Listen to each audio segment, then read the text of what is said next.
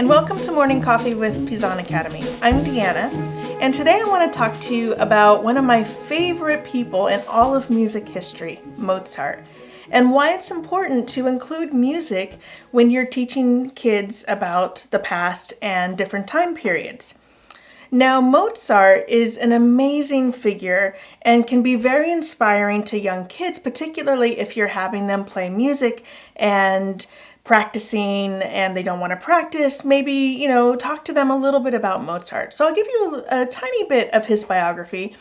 Now, he did live a rather short life, but it was a very full life.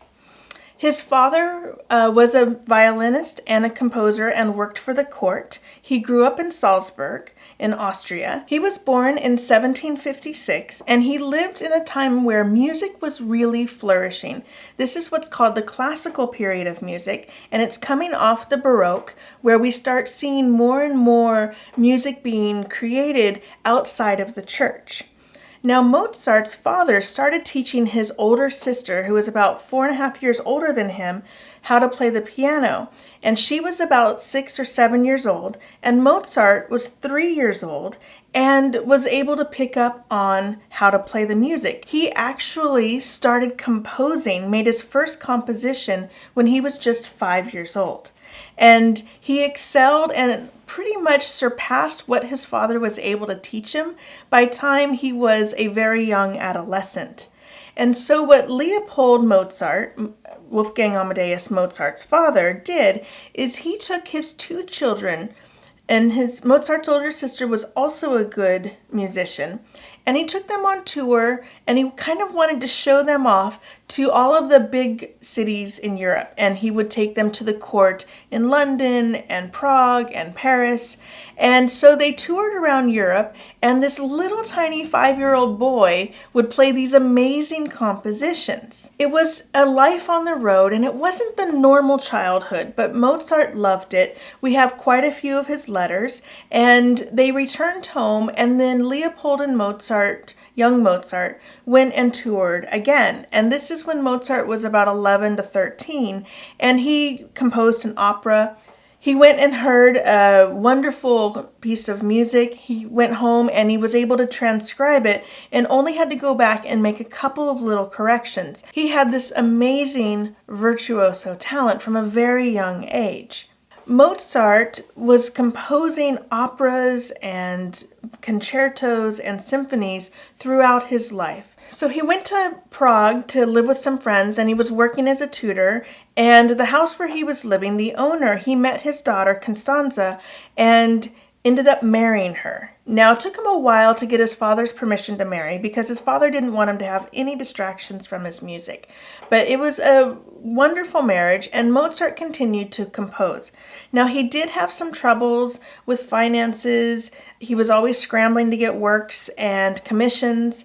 And as Austria went into war, the upper echelon of society, who would often commission works by artists, started to withhold a little bit of that commission because of the wartime. And so Mozart really kind of fell into quite a bit of debt. He ended up moving, they lived in Vienna in a nice apartment. They had to move outside of the city. And so throughout his life, he was always composing music and always pushing the boundaries of music.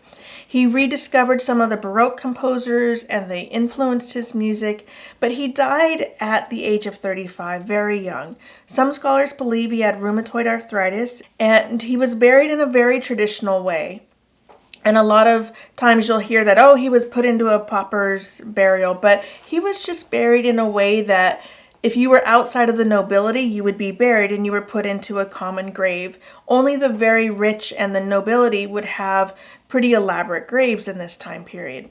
And so we don't know exactly where he was buried. He wasn't put into an honorary place like Poets' Corner in Westminster that we see in London, but we do know that he left behind this amazing corpus of work. So I'm a big fan of Mozart. which is why I wanted to share his story with you. But why is it important for kids? Why is it important that they learn about these classical composers or these Baroque composers? Well, there's a few things that it adds. One, it provides a little more robust context. It's like understanding the paintings and the art of a time period. It's a reflection of the time in which these composers lived. Another thing is that the music is really rich and it can add to their life. So classical music can bring about a flow state. I know there are certain pieces that I listen to and I get into this amazing rhythm and can just be very productive in a very short period of time by just playing a particular piece of work. Another thing about the classical music or even Baroque music is a lot of contemporary music will sample it.